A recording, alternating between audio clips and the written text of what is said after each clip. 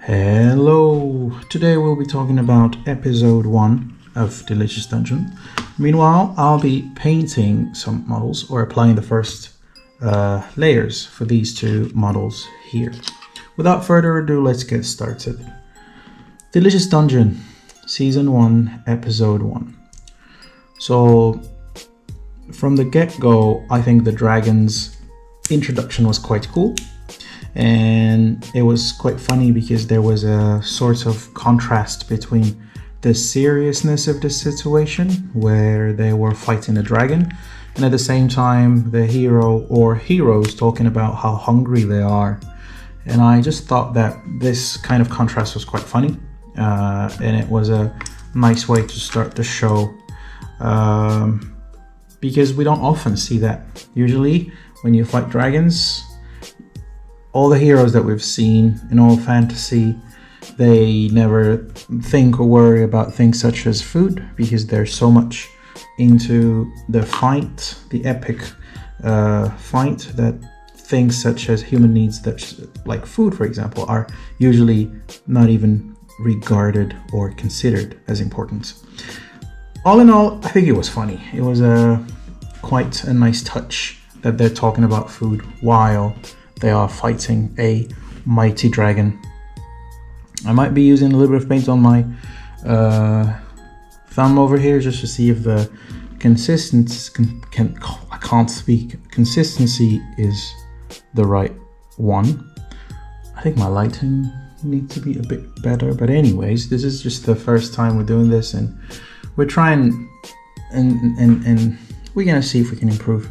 Anyways, moving on from the contrast between serious and silly, fighting a dragon versus talking about being hungry. The thing I wanted to mention is that it's actually quite realistic. Food, or the importance of food throughout history for any sort of battle, especially if it's a large scale battle, it's important. Some people even say that wars are won because of chain or supply chains being managed and done properly. So having the right supply chain and feeding your soldiers or your party might be the defining thing whether you're going to lose or reach your objective or not. So that was just something I wanted to put out there regarding the importance of food in battle. So it's not just funny, it's actually important. And soldiers that are well fed will do much better than soldiers that are starving or malnourished. As you can see from the get-go, you can see that there are some nice RPG elements. You have the classic party and the party members as we all know them, including what is he? He's a soldier, or he looks like the tanky guy. Then you have the mage, then you have the rogue / lockpick. So it was nice for people that usually enjoy media that of that genre, such as Dungeons and Dragons and other RPG games, whether it's video games or tabletop games. It was nice to see something familiar. The plot is, it starts with them losing the battle against the dragon. Oh, I just lost the screen that I tried to have here. I thought the screen will not go off, but apparently it's going off every second, so I need to keep touching it. I will fix it, so I just don't want to redo this again. So I was talking about the plot, and the goal of the heroes is to go back so that they can save one of the party members' sister, because she was eaten by a dragon. So that's pretty much the goal. Now, at the beginning he told them, you don't have to come with me, I'll go alone, blah blah blah, but they all said, no, we're gonna go with you, friendship. The power of friendship prevails. The reason why he wanted to go back, or the reason why they lost, was because of food, because they didn't have enough food. And this time what's gonna be different is that they don't need to supply themselves with food, because they can use the monsters in the dungeon for food. And this takes me to the whole debate of like Pokemons. Are they monsters or are they animals? Because we can't eat the Pokemons, even though in the lore of Pokemon, I think I'm not sure where or how it's been explained to us, but I remember once I've seen a video where they said, well, there are no animals in Pokemon, so if you eat meat, you must be eating meat of a Pokemon, which is true. Makes sense. Since there are no animals, the only meat that is out there is that of Pokemons. But anyways, what's the difference? The question is, what's the difference between eating the meat of a monster versus eating the meat of an animal? Because the mage, for example, was fine with eating birds, but she's not fine with eating meat from a monster that looks like a mushroom. What's the difference? So I don't know if the author was trying to be sarcastic about the situation, or that he wanted to show the irony of the situation.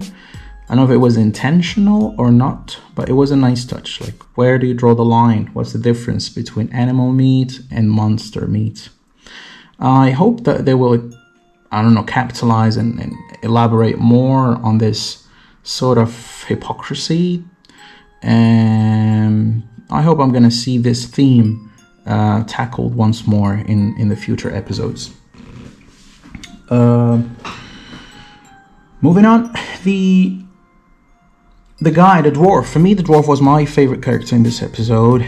Every time he started speaking about he's gonna cook, he had my full attention because of the way he explained things, the passion, the simplicity, and the stuff he shows looks quite delicious. I know it's all fictional and not real, but I wouldn't mind having a bite. If I was there in that party, I'll be like, yeah, sure. What is it? A mushroom, a scorpion, intestines, and a slime. Yeah, why not? I can have a bite. And also shows that he knows quite a lot about the art of using monsters as food. In fact, this is why he chose to accompany them in their journey, because he wants to reach a level where he can meet the dragons, so that he can use the meat of the dragon to make steaks, burgers, and what's not. Hold on, I might need 2 hands to open this one. Yeah, so the other thing that comes with using monsters as food is that there's plenty of room for creativity. And when you have a fictitious universe and you can make pretty much any... I mean, if you stick to regular animals, what do we have? Birds, some herbivores that we eat, that's it. And vegetables, plants, and mushrooms. But in a world such as the one where the heroes exist in this anime, you can create your own monsters, which means the food you can make from the monsters is also unlimited. And it's the sky is your imagination, or there is no limit to what you can imagine. Make up a monster and create a dish. You will never run out of dishes or ideas if that's the world you inhabit, or if the food you're gonna eat is figments of imagination, so to say, or originates from monsters. So I'm looking forward to see how they're gonna cook other monsters that they're gonna meet, because I'm pretty sure other monsters will have different anatomies, and they're gonna be suitable for different dishes and what's not. So I think it's quite creative that you make a monster, and you also have to factor in the making of the monster, not how they fight or how they're gonna roar or something like that, but how they're gonna be cooked. So I'm looking forward to see more of that. I know this trope has been done before. I have in mind, I can't remember the name now, but the Japanese, of course it's Japanese, the anime where there was like a chef, he goes and fights these leviathan monsters because the meat is quite rare. Anyways, there's also another one, gourmet or something like that. But anyways, what I'm saying is this has been done before. I don't know, I think it's quite original, maybe because this is the first time I am watching an anime of this genre, but I can see the potential of the creativity that can go into this, and I can see how far they can stretch what they can do with making dishes from imaginary monsters. Well, for us, imaginary. For the heroes, they're not that imaginary. Yeah, so that was something I'm looking forward to. The way they explained and they went into the details of some of the monsters was kind of reminding me of Scavenger's Reign or Scavenger Reign that I watched recently, and by recently I mean a few months ago. And with that series, one of the best things that I liked about it was how creative they were with the ecosystem, because it's a different planet. So, sorry. So, life would have evolved in a different way there. So the way every time they were showing us like the fauna and flora of the planet, I was amazed, and I got a little bit of that in this series. The Scavenger's Reign, it was almost, sometimes they would do it for the sake of flexing how creative they were, so they dedicated more time for it. In Delicious Dungeon, they did it, but they didn't focus too much on it. Sometimes they would show these diagrams or drawings of how to cook things, and they will explain on screen for a few seconds how this plant eats stuff and what's not. I like that. I want there to be more of that, and take time doing it. If you ask me, do more of that. I wouldn't mind a whole episode, just a documentary about all life that exists with the dungeon and how they interact with each other. Just makes the world more believable. The other thing I liked, or the other thing that was quite nice, is when the heroes talked about past events that we as viewers were not part of. What this does is that it gives the illusion that the world existed before we were introduced to it, and it just makes it rich in terms of building the world, and also expands the horizons of what they can do later, and it just makes it more credible, and it helps us as viewers suspend our disbelief. The other thing I wanted to talk about, I think that's pretty much it. That's it. That's all I had to say about the first episode. I am almost done with one of my guys. The plan is to have red and then yellow for the top part. I think it's looking quite nice so far. That's it for the first review of the first episode of Delicious Dungeon.